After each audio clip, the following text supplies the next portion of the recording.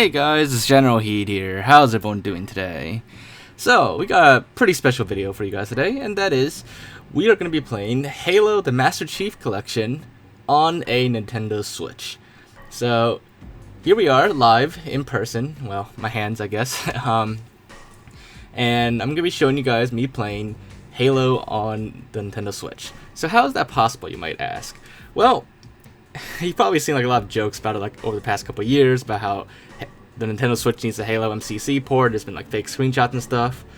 Well, this time it's actually for real. It really is possible to play Halo and a bunch of other Xbox games on the Nintendo Switch, thanks to Project xCloud. Now, you probably can't see it really clear there, but that's the Xbox game streaming app, which is in preview right now, and you do need to sign up to join it, and it's by invitation only.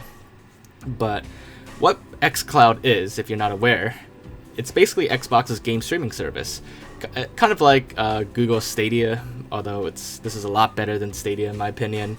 Or you could say it's also like PS Now for those of you who play PlayStation. There's a lot of game streaming services out there now, but what we'll be focused on for today's video is, of course, Microsoft's game streaming service, Project xCloud. So, Project xCloud only actually works on Android and iOS devices at the moment. So to actually run it on a Nintendo Switch, you actually have to root your Nintendo Switch. Basically, you have to jailbreak your Nintendo Switch, and then you got to install Android on the Nintendo Switch. Now, unfortunately, not every Nintendo Switch can be jailbroken. I don't remember the exact date, but I think like certain only like Nintendo Switch models before a certain manufacturer date can actually be jailbroken, and all the newer ones cannot. But fortunately, I did have one that could be jailbroken to run Android, and well, I went ahead and did that, and I installed the Project xCloud app on it. So that's how we got xCloud working on a Nintendo Switch. So it's not something that everybody can do. Only people with a certain Switch can do. So that's the limitation to this. But if you do have a Nintendo Switch that can be jailbroken, then by all means, feel free to try this out. It's actually really cool, and it makes a really great Android device, and it runs xCloud very well. The performance is pretty good, very playable. Now, for this video, like I said, we'll be focusing on MCC, but there are pretty much every game on xCloud works on Nintendo Switch, and even the console streaming app works as well if you want to stream from your own Xbox, which basically makes any Xbox game work on a Nintendo Switch. So the main purpose of this video is just going to be showing you guys the overall performance of the xCloud app and MCC on the Nintendo Switch, as well as, you know, what it's like to play on the Switch with the Switch controls and everything, and my overall opinion of it, you know, basically my review of it. But before we get into gameplay, there is actually one thing I want to show you first real quick. So if you go to settings and you go to the network tab, it actually tells you your pings to all the dedicated servers that MCC has. So fun fact, the xCloud servers are actually on the same servers as MCC's dedicated servers. They're all in the Azure cloud, so they're on the same region. And because they're basically on the same servers, you can see my ping to my nearest dedicated server, it was only 2 milliseconds. I've had it at 1 millisecond before too. That's really great ping for online gaming. But that's only because, you know, they share the same servers technically. So that's why the ping is so low. Because ping usually increases with distance, but since there's pretty much no distance, the ping is super low. But anyways, let's get into campaign now. So, xCloud. Here's a little bit technical under the hood stuff about it.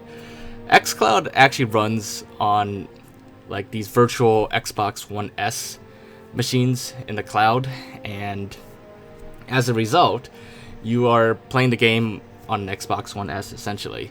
So I cut out the loading screens for the most part, but the loading was actually not that great. I've been playing Halo on an Xbox One X for a couple years now, so I'm very much used to the Xbox One X's loading speeds, which are pretty good. But then going back to the Xbox One S via Project xCloud, the loading speeds, I don't know. Like, I guess they were fine to me back when I had an OG Xbox One, but I've been spoiled by the One X, so I feel the loading speeds are kind of bad, at least for MCC. But that's how it is for everyone that does not have an Xbox One X. So it's the people who have a One S or lower, then the loading speeds are going to be pretty much the same for you. But yeah, so that's basically one of my only complaints. The other complaint I actually do have is the button layout on the Nintendo Switch. The A, B, X, Y buttons are actually swapped. B is where A should be, and then X is where Y should be, and vice versa. That's actually really confusing because I'm very used to the Xbox controller layout, the button layout. So it's like flipped, and it took a little bit to get used to.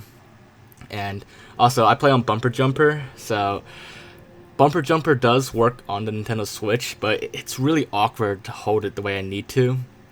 And I can't really reach for the triggers and the bumpers the same way I can on an Xbox One controller.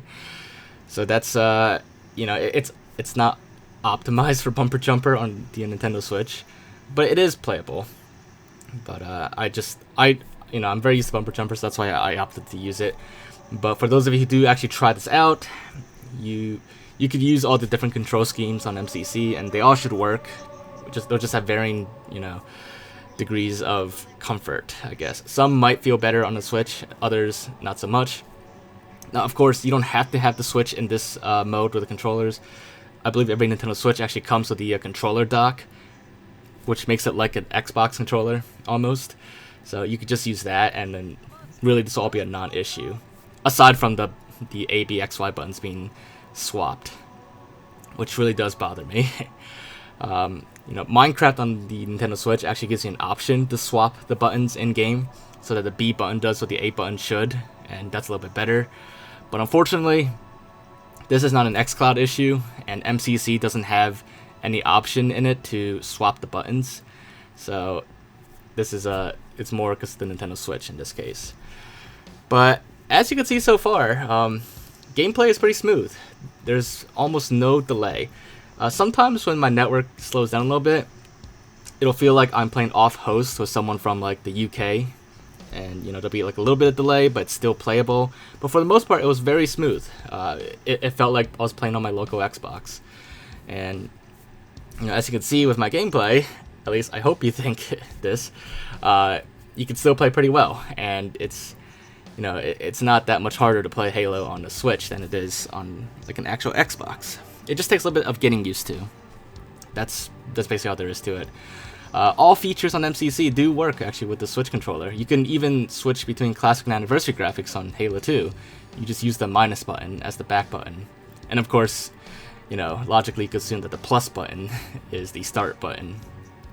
Actually, technically, they're not even start and back buttons anymore on the Xbox One. I believe they're I think it's like menu and share buttons. I don't know about you guys, but I never call it the menu and share button on the Xbox One. I always call it the start and back buttons. Like when I tell people to pause their game or something, I just tell them to press the start button on the controller. I will never call it a menu or share button normally. If you guys agree with that, if you're also the same way, let me know in the comments. We gotta start like a coalition of start and back button people. But anyways, so that was Halo 2. Other stuff in Halo MCC work as well, just like Forge. The D-pad is, the buttons on the left there. That all the controls are functional. Forge works great. It's a small screen, and the game is running at 720p on the Switch because that's the limit of xCloud. Not that it matters because the Switch's display is 720p anyways. But it's a really great on-the-go experience actually to play MCC. I know Halo's supposed to be like a big screen TV kind of game, or like a PC monitor kind of game, but even on like a portable device, it works, and it's really great experience actually. Like ever since I was little, I've always wanted like a Halo port to like a mobile Halo game on a DS, and back when there were rumors of Halo coming to DS, I was actually pretty excited about that, but it never happened. But still, I wanted a mobile portable Halo game, and now thanks to xCloud and the Nintendo Switch, it actually is possible. And the experience is very much playable. So, this is really great. And I would love if Microsoft made like an official xCloud app for the Nintendo Switch without having to jailbreak it and install Android. That would be really great. But, for those of you who can jailbreak it, this is a really great option and it works really well. But yeah, so there you guys have it. We can now finally actually play Halo on a Nintendo Switch, and for real this time. No fake video or screenshot being shown. But yeah, hopefully you guys find this video to be interesting. And if you really do want to see like a tutorial of how to set this up, if you have a Switch that's compatible, let me know in the comments. And if enough people really want to see it, I can do a video of it maybe. But other than that, like I said, leave a like if you did enjoy the video, and leave your thoughts in the comments. If there's anything else you want me to check out or look into, just let me know. And other than that, make sure to subscribe if you haven't already, and I will see you all next time. Bye guys!